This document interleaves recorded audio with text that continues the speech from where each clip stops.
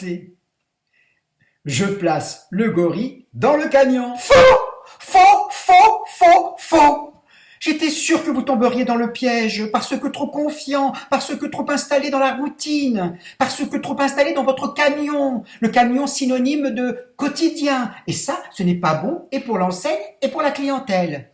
Il n'y a pas de gorille en Australie. Oui, et alors? N'avez-vous pas remarqué que le koala, le dingo et le kangourou sont des animaux d'Australie? Non, vous n'avez pas fait le rapprochement. Et ça, c'est inquiétant. Et je le note. Candidat à surveiller, distrait, dans la lune. Voilà. Voilà.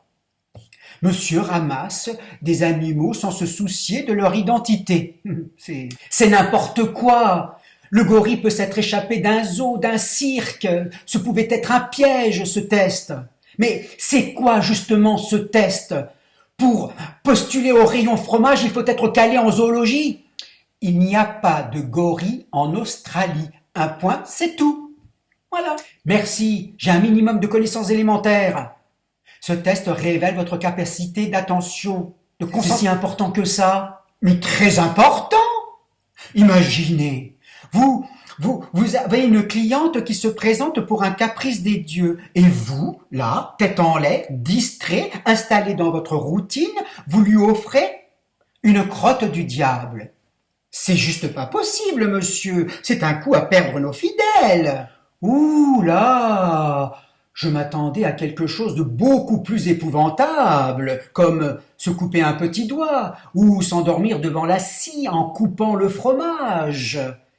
Fromagerie rimerait avec boucherie.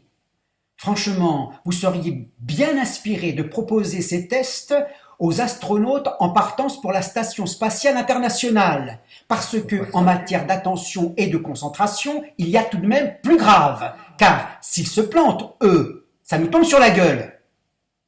Quoi? J'ai blasphémé? Excusez-moi, je me suis bêtement emporté. Écoutez, on va s'arrêter là, j'ai peut-être des propos blessants. Je suis pas dans mon état normal en ce moment. Ce doit être la chaleur, ce n'est pas grave. Restez avec moi. Je ne sais pas pourquoi je m'accroche à vous, allez savoir, à cause de mon nom.